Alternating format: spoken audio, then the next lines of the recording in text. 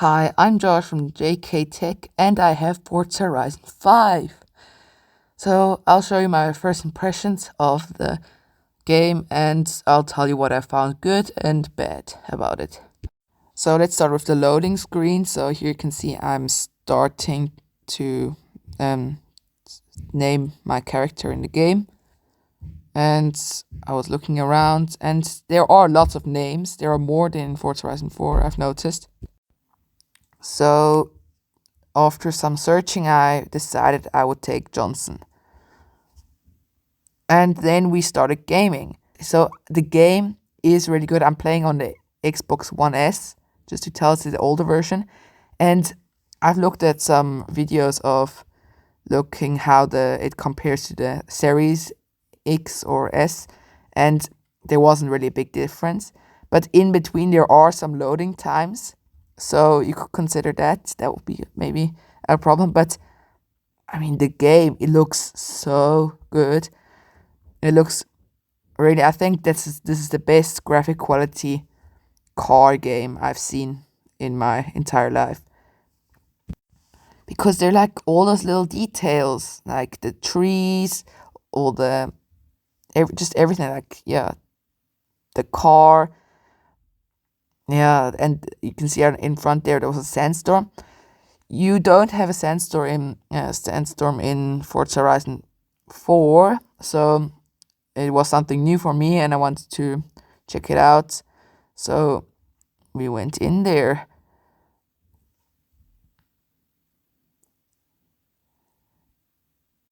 Oh, and by the way, please make sure to subscribe and hit the bell so you won't miss a single new upload of upcoming Forza Horizon 5 content and other tech content. So we were nearing it, and I have noticed when you go in here, so it just starts a little bit earlier before you're really in there, but I think that's okay. And inside, it looks quite sandstormy. It's quite a bit orange, more orange than from the outside, it looks like. Oh, these transitions are really good. But also nothing special, because in Forza Horizon 4 we also had something like that. But this is special, that they fly out of a plane, which is something new. And on that note of new things, I would say this vegetation is much more interesting than the vegetation of Forza Horizon 4, because it's just different. But maybe people in Mexico, or I don't know, in Brazil or somewhere that play this game, maybe think it's not so special because they also live there, and I live in Switzerland, where everything looks quite similar to the UK.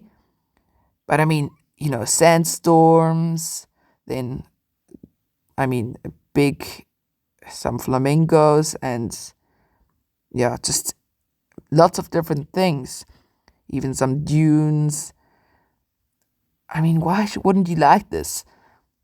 It is an improvement of Forza Horizon 4, definitely. And the graphics, as I said before, aren't a huge improvement. Maybe they're a little bit better on the Xbox Series, because it is optimized for the Xbox Series. And the graphics, yeah, they're world class, but they're not that much of a difference. The shadows are a bit better than Forza Horizon 4. It all looks a little bit more realistic, but overall, I mean, Forza Horizon 4 also was a really good graphic, and nothing changed here. It's just even better. Then we have a big bridge, as you can see, and now it's away. Yeah, we're going under the bridge. And that bridge is something special in Forza Horizon 5. That's something new. That is quite cool. Honestly, I like bridges, and there also are like some tunnels. And now this is the festival. I mean, the festival is actually the most important part of Forza Horizon. The AMG one that you can see here is the car that's on the cover. It's the cover car. Like last time on Forza Horizon 4, it was the McLaren Senna. And I mean, look at this. This is cool. That's why I do like Forza Horizon 4 more than Forza Motorsport. So we have the map here, and it is 1.5 times bigger than last time's map, which is quite good. And you have lots of more tuning options for cars. Like you can see here, the lights have changed on the Supra. Maybe you can't see it. Maybe when I'm braking, you can maybe see it.